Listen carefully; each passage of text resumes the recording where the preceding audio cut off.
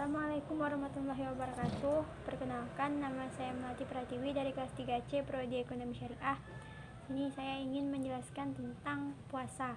Pertama yaitu pengertian dan dasar hukum puasa. Menurut bahasa, puasa berarti menahan diri. Menurut syara, ialah menahan diri dari segala sesuatu yang membatalkannya, dari mulai terbit fajar hingga terbenam matahari, karena perintah Allah semata-mata, serta disertai niat dan syarat-syarat tertentu. Allah Subhanahu wa Ta'ala memerintahkan hambanya untuk beribadah kepadanya. Pada bulan Ramadan, Allah Subhanahu wa Ta'ala mewajibkan pada umatnya yang beriman untuk menjalankan ibadah puasa, sebagaimana dalam firman Allah Subhanahu wa Ta'ala surah Al-Baqarah ayat 183, yang artinya, hai orang-orang yang beriman, diwajibkan atas kamu berpuasa, sebagaimana diwajibkan atas orang-orang sebelum kamu, agar kamu bertakwa. Quran surah Al-Baqarah ayat 183. Selanjutnya yang kedua yaitu rukun puasa. Puasa terdiri dari 2 rukun. Dari 2 rukun inilah hakikat puasa terwujud. 2 rukun tersebut adalah sebagai berikut. 1. Niat. Niat adalah amalan hati. Dan niat puasa dilakukan pada malam hari. Dengan niat, orang itu mulai mengarahkan hatinya untuk berpuasa di keesokan harinya, bertekad mengerjakan suruhan agama dan meninggalkan larangan-larangannya karena Allah Subhanahu wa Ta'ala dan mengharapkan ridhonya. Yang kedua yaitu menahan diri dari hal-hal yang membatalkan puasa, mulai dari terbitnya fajar hingga terbenamnya matahari. Hal ini berdasarkan firman Allah Subhanahu wa Ta'ala, yaitu, maka sekarang campurilah mereka dan carilah apa yang telah ditetapkan Allah bagimu. Makan dan minumlah hingga jelas bagimu perbedaan antara benang putih dan benang hitam, yaitu fajar. Selanjutnya yaitu syarat puasa. Syarat puasa terbagi menjadi 2, yaitu syarat wajib puasa dan syarat sah puasa.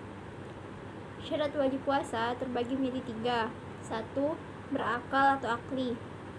Maka orang yang gila tidak diwajibkan untuk berpuasa. Yang kedua, baligh atau sampai umur. Oleh karena itu, anak-anak belum wajib berpuasa. 3. Kuat berpuasa atau qadir. Orang yang tidak kuat untuk berpuasa, baik karena tua atau sakit yang tidak dapat diharapkan sembuhnya, tidak diwajibkan atasnya puasa, tapi wajib bayar fidyah. Selanjutnya yaitu syarat sah puasa. Syarat sah puasa terbagi menjadi 3. 1. Islam. Orang yang bukan Islam atau kafir tidak diwajibkan berpuasa. Yang kedua, mumayyiz atau mengerti dan mampu membedakan yang baik dengan yang buruk. Yang ketiga yaitu suci daripada darah haid, nifas, dan wiladah. Wanita yang diwajibkan puasa selama mereka tidak haid. Jika mereka sedang haid, tidak diwajibkan puasa, tetapi diwajibkan mengerjakan qada sebanyak puasa yang ditinggalkan setelah hari mereka meninggalkan puasa. Selanjutnya yaitu jenis-jenis puasa. Jenis-jenis puasa terbagi menjadi 4. Ada yang wajib, sunnah, makruh, dan haram. Yang pertama, puasa yang hukumnya wajib yaitu puasa bulan Ramadan, puasa kifarat, dan puasa nazar. Yang kedua, puasa sunnah atau puasa tatawu. Misalnya, puasa 6 hari pada bulan Syawal, puasa hari Senin Kamis, puasa Arafah pada tanggal 9 Zulhijjah, kecuali bagi orang yang sedang mengerjakan ibadah haji tidak disunahkan. Puasa hari Asyura pada tanggal 10 Muharram, puasa bulan Sya'ban, puasa tengah bulan yaitu tanggal 13, 14, dan 15 bulan Qamariyah. Yang ketiga yaitu puasa makruh. Misalnya, puasa yang dilakukan terus-menerus sepanjang masa, kecuali pada bulan haram. Di samping itu, makruh puasa setiap hari Sabtu saja atau tiap Jumat saja. Yang terakhir yaitu puasa haram, yaitu haram berpuasa pada waktu-waktu tertentu, misalnya pada hari raya Idul Fitri pada tanggal 1 Syawal, pada hari raya Idul Adha pada tanggal 10 Zulhijjah, dan pada hari-hari tasyrik, yaitu tanggal 11, 12, dan 13 Zulhijjah. Selanjutnya yaitu rukhsah dalam puasa. Bagi kaum muslimin yang memenuhi syarat wajib puasa, syariat memberikan ketentuan bahwa diperbolehkan bagi mereka untuk meninggalkan puasa dengan alasan-alasan atau sebab-sebab tertentu sebagai berikut. 1. Orang sakit dan orang yang dalam perjalanan. Golongan ini dibebaskan dari wajib puasa selama sakit atau selama musafir. Akan tetapi, mereka diwajibkan mengganti puasa sebanyak hari yang ditinggalkannya pada hari-hari lain. Yang kedua, yaitu perempuan dalam haid atau menstruasi, perempuan hamil, dan perempuan yang menyusui anak. Tapi mereka harus mengqadha lain-lain yang mereka tidak berpuasa atau mereka membayar fidyah. Yang ketiga yaitu orang tua yang sudah lanjut umur, tiada kuasa lagi untuk berpuasa. Yang keempat, orang sakit yang tidak ada harapan lagi sembuh dari sakitnya. Yang kelima, mereka yang bekerja berat dan karena berat kerjanya itu tidak bisa untuk berpuasa, seperti pekerja-pekerja tambang, abang-abang becak, buruh-buruh kasar di pabrik-pabrik dan di pelabuhan-pelabuhan dan sebagainya. Selanjutnya yaitu hikmah dalam puasa.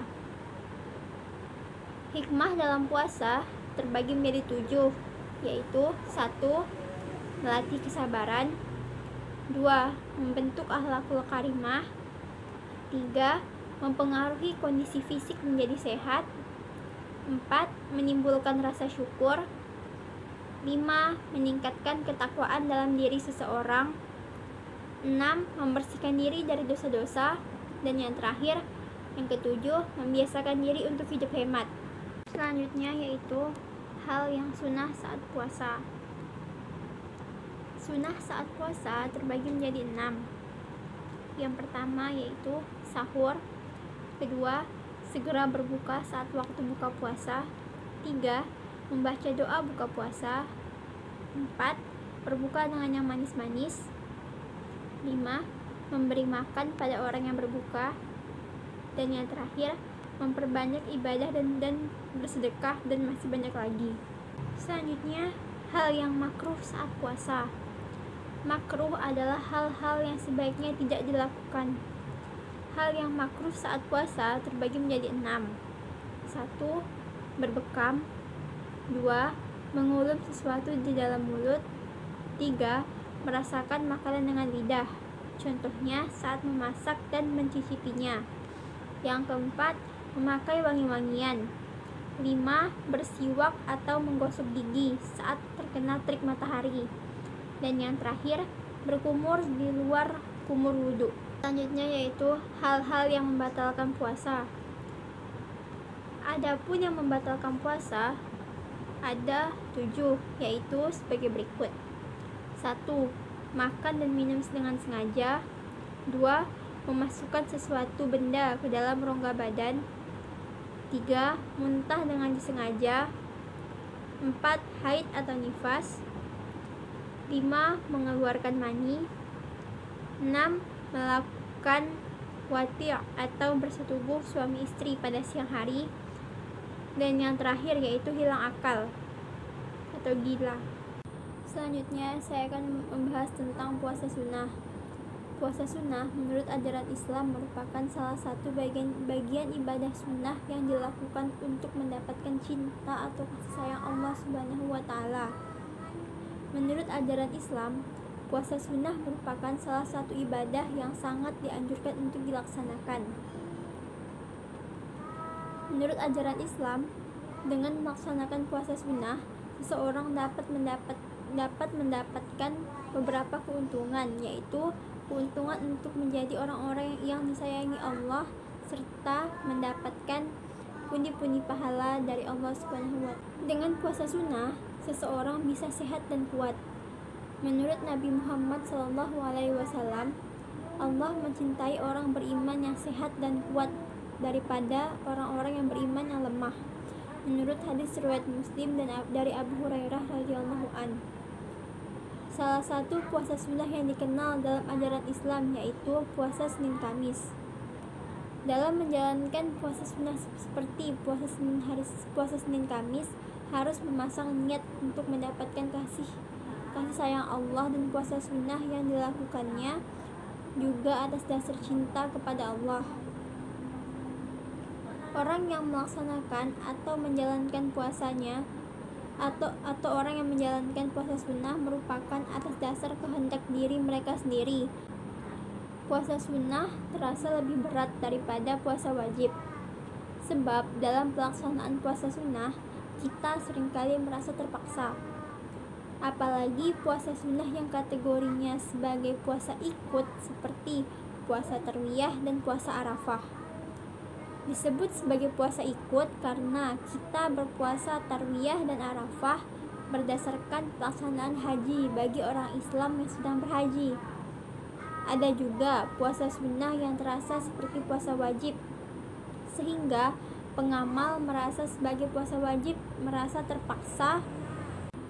Puasa sunnah semacam ini biasanya dilatar belakangi keinginan tertentu, misalnya sebagai persyaratan ritual keilmuan tertentu. Namun, apapun bentuk puasa, baik wajib ataupun sunnah, seperti puasa tarwiyah dan arafah, semuanya akan dapat dijalankan. Puasa wajib ataupun sunnah dapat dilaksanakan oleh siapa saja atau semua orang. Ada dua syarat utama yang harus dipenuhi agar kita bisa dan mampu berpuasa, yaitu pertama, adanya kemauan dan niat. Yang kedua yaitu bersahur di awal waktu. Puasa termasuk amalan yang mempunyai keistimewaan tersendiri.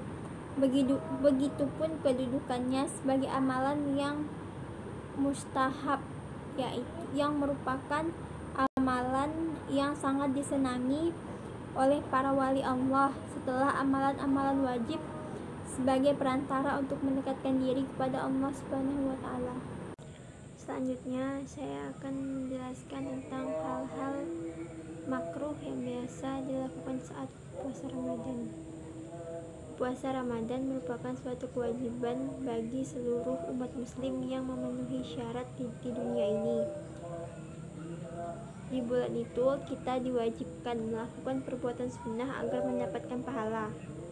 Sayangnya, dalam pelaksanaannya masih ada yang melakukan hal-hal yang makruh saat puasa Ramadan. Meski tidak membatalkan, melakukan hal yang makruh saat puasa Ramadan akan merusak nilai dan esensi ibadahnya. Cukup disayangkan jika melakukan hal yang makruh saat puasa Ramadan, sebab kita hanya mendapatkan lapar dan dahaga saja. Sementara nilai pahalanya hilang karena tidak sadar telah melakukan hal yang makruh saat puasa Ramadan. Makruh yakni melakukan sesuatu yang mengurangi pahala puasa di bulan Ramadan. Puasanya sendiri tidak batal atau tidak mendapat dosa, tapi pelakunya hanya mendapatkan manfaat lapar dan dahaga saja, tidak mendapatkan pahala tertentu. Ada beberapa hal makruh yang dapat mengurangi nilai puasa. Yang pertama yaitu berlebih-lebihan ketika berkumur dan memasukkan air ke dalam hidung saat melakukan wudhu. Berlebih-lebihan dalam amalan ini sebenarnya disunatkan bagi orang yang berwudhu, namun hukumnya menjadi makruh ketika sedang berpuasa. Hal ini termasuk makruh puasa karena dikhawatirkan air masuk ke dalam kerongkongan sehingga bisa membatalkan puasanya. Hukum makruh ketika berkumur dan memasukkan air ke dalam hidung berlebihan saat puasa ini didasarkan pada sabda Nabi SAW kepada Laqit bin Sabrah yang artinya, bersungguh-sungguhlah dalam berkumur dan dalam menghirup air ke hidung, kecuali jika engkau sedang berpuasa. Jika ada air kumur yang masuk ke dalam perutnya secara sengaja, maka menurut ijtima' ulama puasanya batal dan dia harus mengqada atau mengganti puasanya. Yang kedua yaitu memanah istri atau wanita berlama-lama. Jika hal tersebut dapat membangkitkan nafsu syahwat, maka itu termasuk hal yang makruh saat puasa. perilaku tersebut bisa menyebabkan puasanya rusak. Yang ketiga yaitu melakukan bekam saat puasa. Hal yang makruh saat puasa Ramadan selanjutnya adalah melakukan bekam yang bisa membuat tubuh menjadi lemah. Namun, jika tidak memberikan dampak yang bisa membuat tubuh lemas, maka boleh melakukan bekam saat puasa. Yang keempat yaitu menggunjing atau gibah. Menggunjing atau gibah merupakan perbuatan yang makruh saat puasa Ramadan. Perbuatan ini terkadang secara tidak sadar sering dilakukan oleh semua kalangan. Gibah ini bahkan perbuatan yang dilarang. Mereka yang suka menggosip bahkan diibaratkan seperti orang yang memakan bangkai saudaranya sendiri. Itulah beberapa hal makruh yang dapat mengurangi nilai dan esensi dari puasa Ramadan yang kita lakukan. Hanya itu yang dapat saya jelaskan. Mohon maaf apabila ada kesalahan.